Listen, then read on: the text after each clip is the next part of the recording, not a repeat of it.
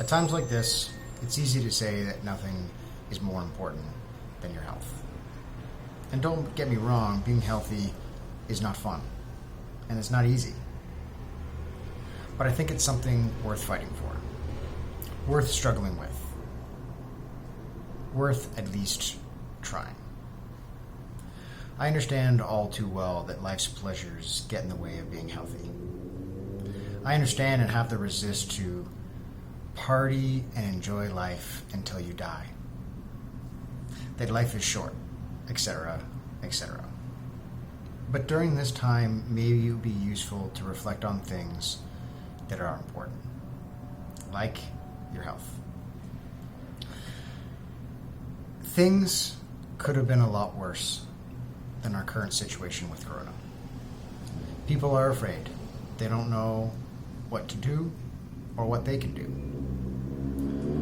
So what's one thing that you can actually control? Yeah, you can control your health. I don't want to be sick, weak, or needy when I'm older. Can I avoid that? Maybe, maybe not. But I'm going to try. Because there are a lot more reasons than not just being a sick old man to being healthy. Sometimes shifting your perspective can help you make decisions and see things differently. Do you ever think about your life from the perspective of an 80-year-old version of yourself? In the least, even if I am sick or weak when I'm older, I want to look back and know that I tried. I doubt the 80-year-old version of myself would want to be, or would be proud of, a quitter. Or at least someone who didn't try. Some would say that balance is the key to a successful life. For example, Thomas Kincaid said, "Balance, peace, and joy are the fruit of a successful life. It starts with recognizing your talents and finding ways to serve others by using them." This is the key to being healthy. Balancing exercise, healthy eating, and balancing indulgences. We're not robots and we shouldn't act like one. Balance is key. It's really easy to be fat, and it's easy to be lazy. They're not the same thing, but they can go hand in hand. It's so easy to indulge. Eat something extra. Make that bad choice. Not go outside for that walk when it's raining. Miss a training session. Sleep in. But I think there are things that are worth working for. Things that you need to fight for. And usually those things are worth it. When you successfully accomplish something after you say you're going to do it, it feels great. It's addicting. We all know this, so why not use it? Keep going. Keep pushing and see what you're capable of. Do you really know what you are capable of? When you focus on health, you look better, you feel better, you prevent illness, you have more energy, you sleep better, you gain confidence, and you can use all of this to accomplish more. You can use it in so many ways. As healthmarkets.com states, eating well may reduce the risk of heart disease, stroke, type 2 diabetes, bone loss, some types of cancer, and anemia. But again, it's not easy. It's almost a daily, constant struggle.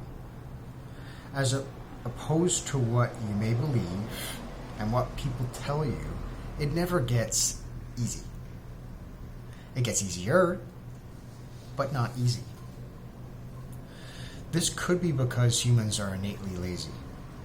As a Time article says, humans are inherently lazy, which may be a trait left over from our ancestors' days of conserving energy for the next hunt. So in my opinion, it's about small changes, small actions, finding and using tools that serve your purpose of living a healthier lifestyle. I have many tips, but they may not work for you.